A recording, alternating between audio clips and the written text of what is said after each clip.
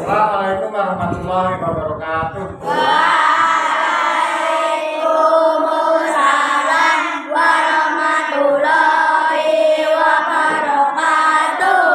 Bagaimana kabarnya, sehat? Sehat. Nah, bagaimana pagi hari ini? Sudah makan belum? Sudah. Nah, kalau sudah makan pasti semangat Ya. hari ini. Baik, untuk memulai di pagi hari ini kita doa dulu, ya, agar Allah memberikan kebaikan ke dalam belajar kita. Silakan ketua kelas untuk memimpin doa. Siap, doa mulai.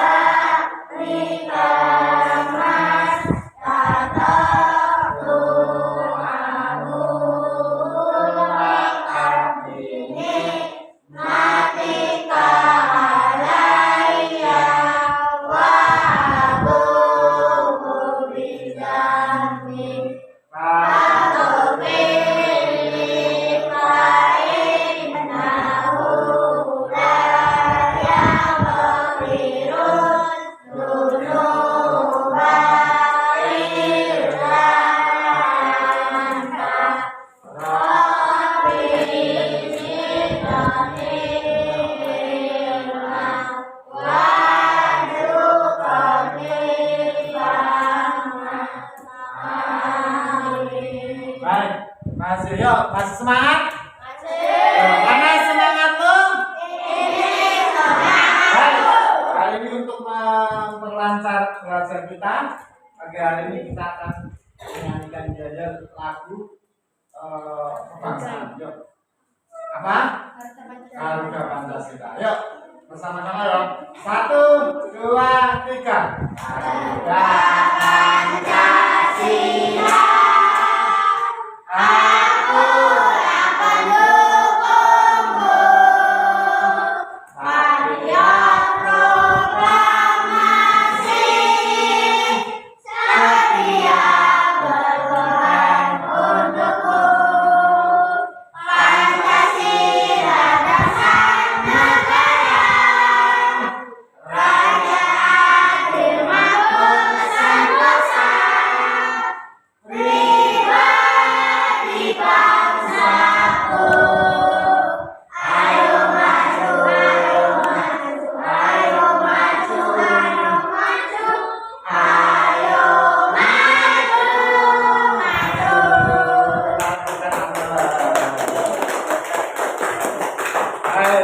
Untuk pagi hari ini sebelum kita mulai kita ingin absen dulu siapa-siapa yang tidak masuk di pagi hari ini.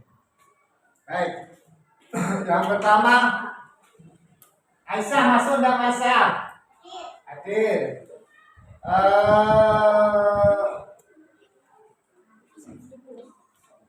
Alif hadir. Almaira enggak hadir.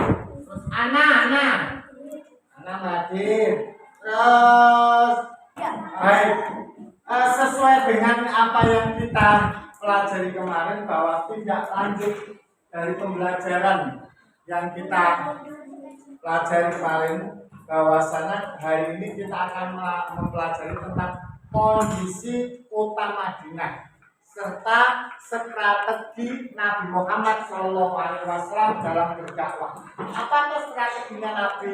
Bagaimana kondisinya bangsa Madinah kok bisa menerima Nabi, dakwahnya Nabi dibandingkan dengan orang-orang Mekah atau penduduk Mekah. Ya, hari ini kita akan belajar. Baik, kenapa kita belajar untuk tindak lanjutnya? Ayo Mas Yunus. Baik, tujuannya yaitu kita mengetahui kondisi kota Madinah sebelum pra-Islam. Sebelum pra-Islam berarti sebelum Islam masuk. Ya, yang kedua itu mengetahui sambutan penduduk Madinah dengan kedatangan Nabi. Bagaimana sambutannya? Bagaimana? Itu yang kedua, strategi dakwah Nabi di kota Madinah serta membangun peradaban kota. Bagaimana strateginya? Ya, yang lanjutnya, baik, kondisi Madinah kita jelaskan. Kondisi Madinah saat itu adalah dua suku yang mendominan kota Madinah, yaitu suku Aus dan suku Khosraj. Biasanya dua suku ini terlibat apa? Perang. Dua suku ini. Perangnya nggak cuma setahun 2 tahun, hampir 120 tahun perang. Ya, kenapa? Ya, karena kondisi perlombaan masalah perekonomian, perlombaan masalah suku, perlombaan dalam hal, pokoknya perang. Lamanya hampir 120 tahun. Lama nggak 120 tahun? Lama. Makanya ini bisa terlibat dalam pasangan utama diantara fanatisme kesukuan, karena memang suku kesukuan sangat fanatisme. Yang selanjutnya, nah, setelah itu terjadi konflik, maka sambutan Nabi datang, sambutan ini, sambutan penduduk Madinah dan kaum muslimin. Mereka bertemu Rasulullah di balik Bukit Haram, dan seketika itu dengan takbir di perkampungan Bani Amr bin Auf, lantas takbir itu disambut oleh orang-orang muslim yang lain dengan penuh sukacita dan kedatangan Rasulullah. Lalu berduyun-duyun untuk mulai berdatangan untuk bertemu dan menyambut beliau sebagai seorang nabi yang dinanti-nanti. Ya, ini sambutannya. Karena tadi kita tahu sebab-sebab kondisi Madinah sebelum Islam. Lanjut. Nah, penyebab penduduk Madinah menerima Nabi. Kenapa kok penduduk Madinah menerima Nabi? Satu, tingkat kesyirikannya tidak sekuat penduduk Mekah.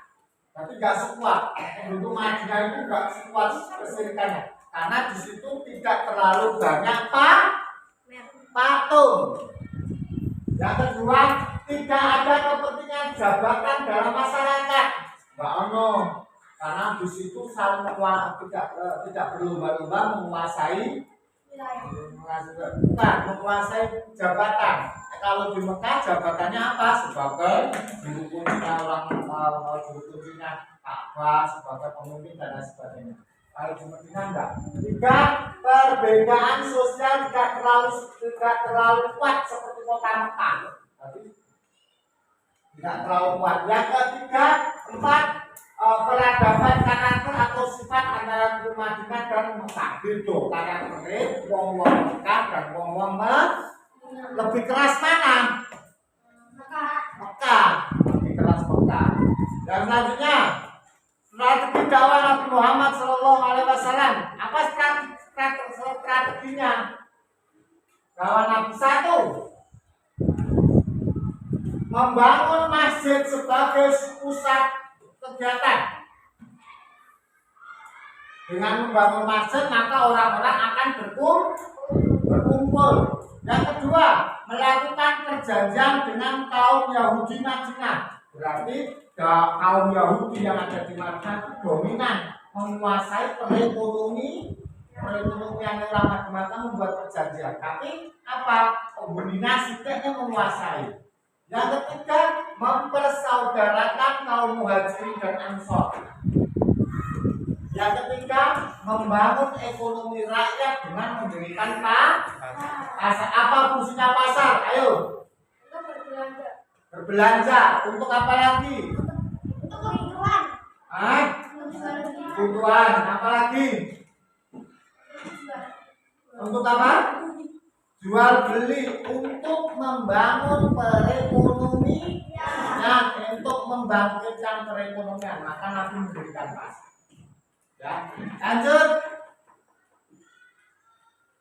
Nah, hijrah Nabi ke Madinah satu sama ya, masih rela berkorban, percaya diri, teguh, pendirian dan sikap tanggung jawab. Ini firman teladan hijrahnya Nabi. Nah, yang kedua, yang hikmah hijrah ke kota Madinah. Apa hikmahnya? Menambah ketabahan dan keteguhan iman. Yang kedua, tumbuhnya rasa rela berkorban demi Islam. Yang ketiga, meningkatkan rasa persaudaraan.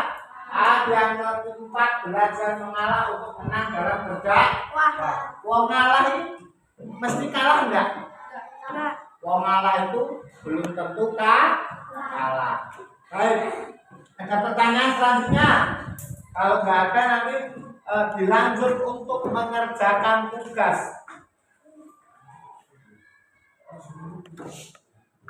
Ayo, ayo ada pertanyaan enggak?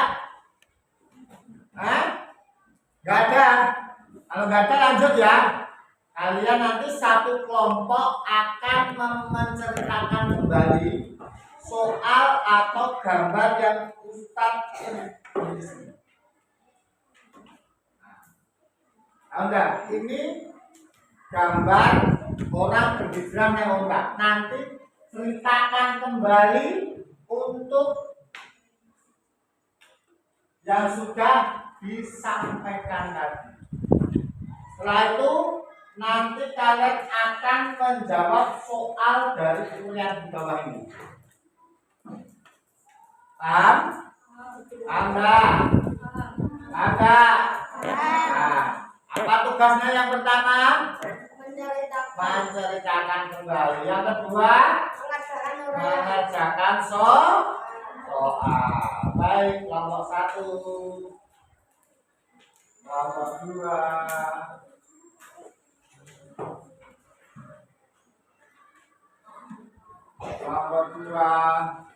kelompok 3, dan kelompok 4. Baik, kasih waktu selama 20 menit. Silakan dikerjakan. Ayo.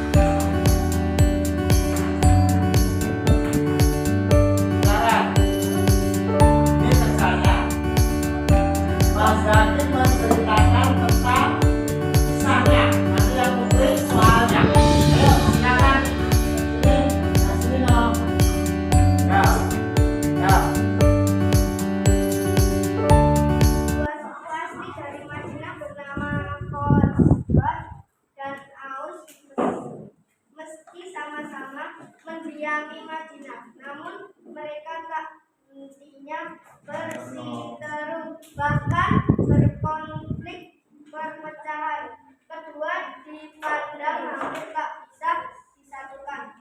Namun setelah Islam masuk, mereka dipersaudarakan, tak hanya dengan suku asli di Madinah, namun juga suku pendatang yang hijrah dengan Rasulullah SAW. Berikut strategi dakwah Rasulullah SAW di Madinah hingga akhirnya membawa keberhasilan. 1. Membangun masjid sebagai pusat kegiatan dakwah Rasulullah. 2. Melakukan perjanjian dengan kaum Yahudi Madinah. 3. Mempersaudarakan kaum Muhajirin dan Ansor. 4. Membangun ekonomi rakyat dengan mendirikan pasar. Nah, oke. Kita berikan aplaus dengan tepuk tangan. Sekarang untuk soalnya Putri, silakan. Siapa? Oh, Mbak Dila, silakan Mbak Dila. Sini silakan yuk.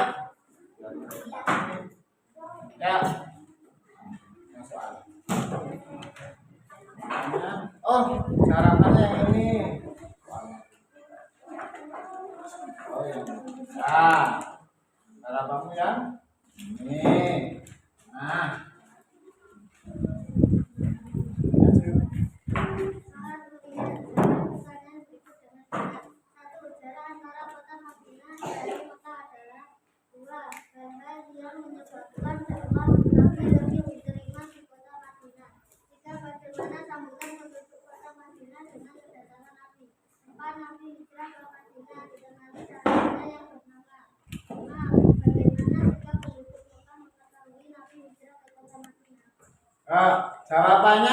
Jawaban dari kelompokmu. Oh, ditaruh sini. Oh ya, silakan.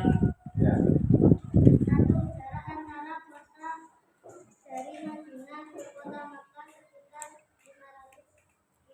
500 kilo. 2.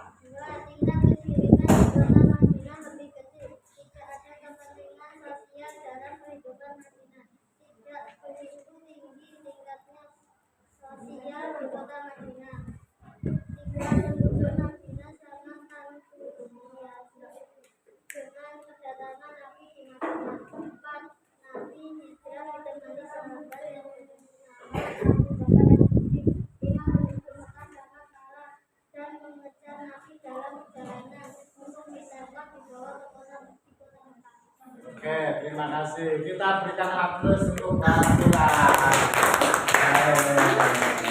Baik ya, baik dari kelompok teman-teman kalian sudah maju dan sudah mempresentasikan dari isi cerita yang sudah kalian tulis. Paham ya?